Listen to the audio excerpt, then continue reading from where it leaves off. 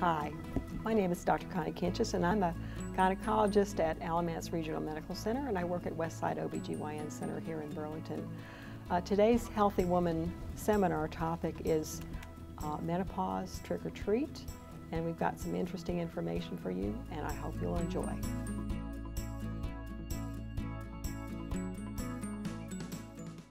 Well, I'm very happy to be with you today to talk about one of the subjects that's near and dear to my heart as a gynecologist, which is menopause.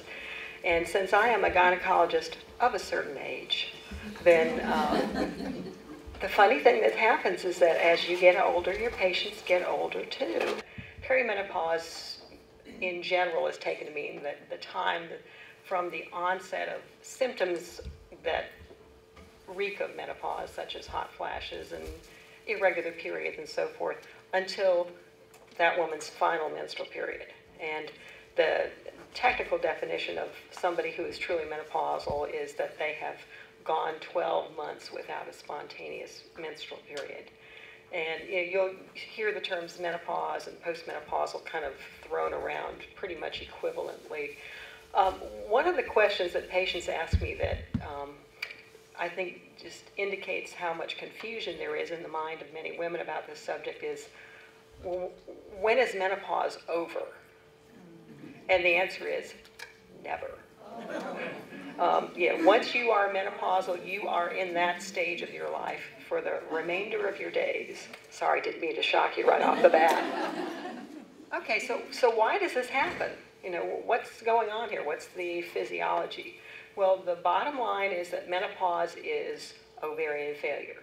As women, we are born with ovaries that have a pre-programmed lifespan. We have menopause. I guess hens can have menopause, but you just run out of eggs, Okay, this is one of these diagrams that everyone hates. I hated it when I was in medical school. Patients look at it and go, what in the world is going on here? But there are a lot of complicated hormone interactions that result from the advent of menopause, or the fact that the ovaries are no longer functioning. Menstrual cycles are regulated in an area of your brain called the hypothalamus. So as women, we're all born with a little menstrual clock in our brain that activates when you're in your early teens usually, and then continues to function for the rest of your life. And the hypothalamus sends signals to your pituitary gland by a hormone called gonadotropin-releasing hormone, and that stimulates your pituitary gland. And then your pituitary gland produces another hormone called FSH, follicle-stimulating hormone, that actually tells your ovaries to produce estrogen. That estrogen that's produced by your ovary does a lot of good things. It causes the growth of the uterine lining tissue. So if you're a young woman and in the reproductive age range and you're still having babies, then that uterine lining tissue that's generated every month creates a place in which a pregnancy can develop. Estrogen's good for your bones. It helps to keep bone metabolism in the direction that we want, where your bones are accumulating or hanging on to calcium. It's involved in your body's temperature regulation mechanism. It causes blood vessels to dilate. It increases collagen production in the skin. And there's a fairly good body of data that suggests that estrogen has functions in cognition and brain function. So it's a busy little hormone. What's the good side of menopause? Well, no periods. What's not to like about that? No risk of pregnancy, so provided that we've all finished our families, and that's an upside too.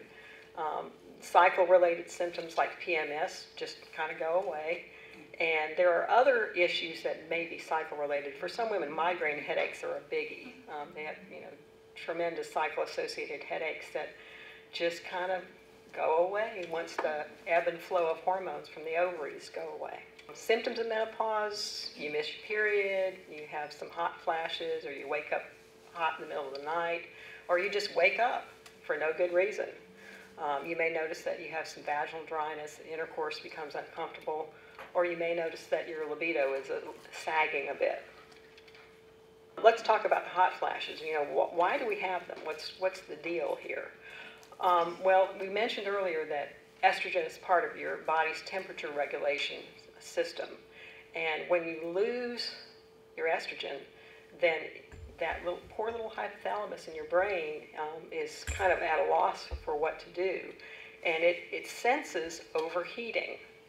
And when your body is overheated, it has a reflex mechanism that dilates the blood vessels in your skin and sends blood flow outward to decrease your body temperature. But of course, now there are a bunch of symptoms that patients come in to see me about that they're pretty well convinced that it must be menopause. And there's actually very little evidence for that. Moodiness, depression, weight gain. I mean, menopause is kind of the redheaded stepchild of everybody's health, in that you can blame everything in the world on menopause if you are of a mind to. Most of these things don't have a direct connection to it. It's not a hormonal phenomenon. What you can see is you can see mood changes, depression, and so forth as a result of lack of sleep. It's the sleep disturbances that women may have as a result of menopause that create a lot of the downstream effects. So one of the first questions I ask a patient when she comes in and says, I'm just not feeling like myself, I think it's menopause, we immediately start talking about what are her sleep patterns. Because if she's sleeping like a log, then there are probably other things going on. She may have an endogenous depression or just a primary depression rather than something related to menopause. But again, if she's up 3 or 4 times every night, then I want to fix that for her, and then let's talk about her moods and see how they're doing. But the average woman will be significantly symptomatic, enough that you will notice it for about 3 years. Now, that doesn't mean you never have another hot flash after that first 3 years. It just means that the intensity for most women and the frequency for most women will fall off.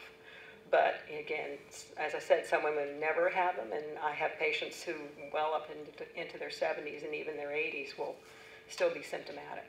But they're the outliers. But bottom line is, menopause is not an equal opportunity employer. It does not treat women equally. It's a very individual event. I think we've gotten away from the idea that estrogen is the fountain of youth. I mean, there still is no such animal to the best of my knowledge. And it's not a cure-all, but it does have very specific uses, and it is a very useful medication. It's helpful to prevent osteoporosis and bone-related issues. It is absolutely the best treatment for menopausal symptoms, such as vasomotor symptoms like hot flashes or night sweats. And it's also the best treatment for vaginal atrophy symptoms, the vaginal dryness and so forth that women experience sometimes as a part of menopause. Improved sleep, again, if you just shut off the hot flashes and the night sweats, sleep gets better. Vaginal dryness can be an issue. Painful intercourse is not fun for either partner, so relieving those symptoms is a good idea. Women who are at risk for osteoporosis, sometimes who have a family history, will be interested in taking estrogen for that reason. And there are other miscellaneous benefits. I haven't listed them all here, but for reasons we don't understand, the risk of colon cancer is actually decreased in women who take estrogen compared to women who don't. There are some eye-related issues. There's a most common cause of blindness in mature adults is something called age-related macular degeneration. Women who take estrogen have a lower risk of this kind of problem than women who don't. If you'd like to keep your teeth, estrogen is a good idea. Women who take estrogen have a lower risk of tooth loss as time goes on, because it makes sense. I mean, teeth are basically just a specialized form of bone, and we've already said that estrogen in general is good for your bones. So the downside, the main downside, which is something that patients still I don't think appreciate, is cardiovascular risk of heart attack, risk of stroke. Women all come in to see me and they're all scared about breast cancer, but the real issue is that there's some pretty good evidence that there is an increased risk in particular populations, and we'll get around to that here. So heart attack, stroke, blood clots, these mechanisms are all kind of similar. They all work through the cardiovascular system and the particular effects that estrogen has here. Endometrial cancer can be a risk if estrogen is given inappropriately.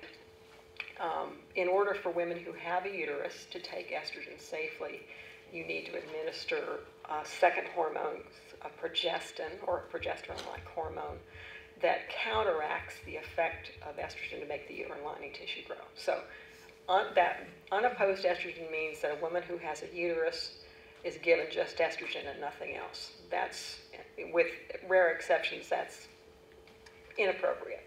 And you know, we don't prescribe estrogen that way unless there are very unusual circumstances.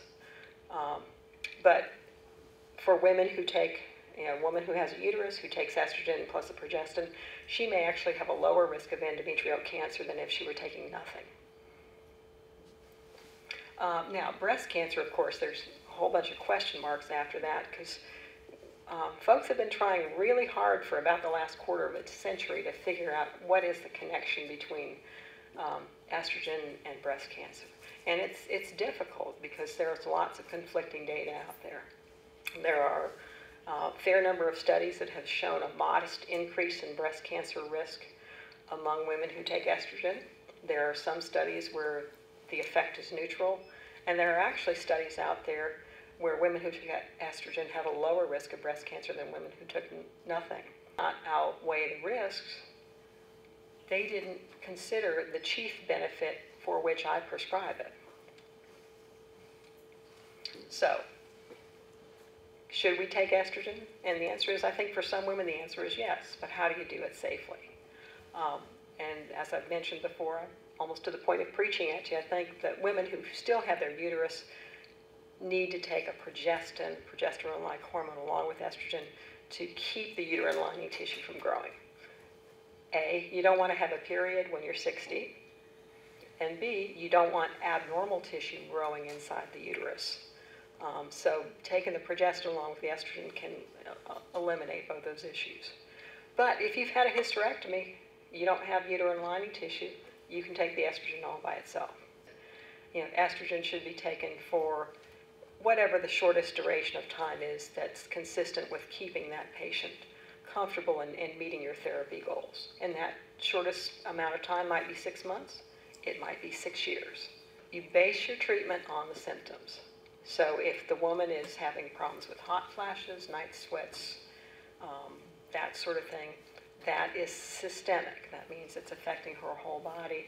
So she needs to be treated with medication that will circulate throughout her body. If she comes in with basically vaginal symptoms, vaginal dryness, vaginal irritation, pain with intercourse, but not systemic symptoms, then you can treat that locally. You can treat with vaginal medication, which results in much, much, much lower levels of systemic estrogen. There's another hormone we haven't mentioned yet, but it has some effect in the world of menopause as well, and that's androgens. Androgen is a general term that means male hormone, okay? Even though we are women, our ovaries produce mostly estrogen and just a pinch of androgen. And that pinch of androgen that our ovaries produce actually is the hormonal basis for libido in women and in men both. Now, of course, men have more than a pinch of androgen, but for women, that little bit of androgen produced by your ovary is the hormonal basis of libido. Now, in women, libido is a lot of things. It's your lifestyle, it's how well you're getting along with your partner, it's how stressed you are at work this week. There are a variety of things that affect libido in women, but the hormonal basis is androgens. And in some women, when your ovaries stop producing estrogen and androgen, some women will notice a fairly obvious decrease in libido. I find myself increasingly, not exclusively, but increasingly prescribing generic estrogen, oral estrogen, and generic progestins. But you know, there are these other things out there. They're the rings, the mists, whatever, and they're not bad products, and for some women they might be absolutely the best thing, but you will pay for them. And oh my gosh, there is all sorts of stuff out there that people want to sell you nowadays. I mean, you get on the internet, you know, there are menopause supplements. I mean, I can't even drive to work in the morning without hearing advertisements for menopause relief products. And again, you know, if you look at these bottles, read the fine print, somewhere down there it's going to say that these statements have not been evaluated by the FDA for either safety or efficacy.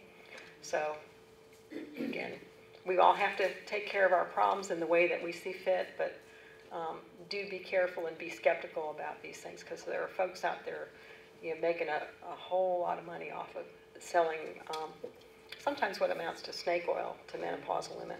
There are you know, a handful of websites I can direct you to that will give you fair, balanced, up-to-date information regarding menopause-related issues. Up to Date is a super website. It's actually a professional website that's run by and for physicians and health professionals, but they have lay content there that is very well done.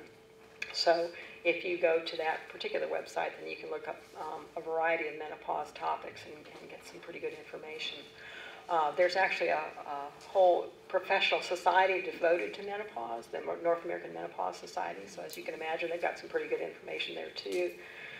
American College of OBGYN, and the American Society of Reproductive Medicine. Women'sHealth.gov is, again, this is actually from the CDC, the Department of Health and Human Services. They've got great content there. So it's just a matter of getting to their homepage and looking for the little prompts about menopause, and you can spend some pretty profitable time looking at kind of what the latest data is and what our latest understanding is regarding hormones and menopause and what works and what doesn't. Okay, I've been waiting for this seminar and I have been requesting it, and I learned a lot and I think it was great, and all the things that I learned, I do plan on trying to help my life with this problem that I have, so I think it was great. I learned a lot from the doctor's seminar today. It was just great, and I'm sure this is going to help me in my daily life. It gives me the information that I need to work with, and I'm just going to work with it. And if need be, I am going to see her soon because she's wonderful.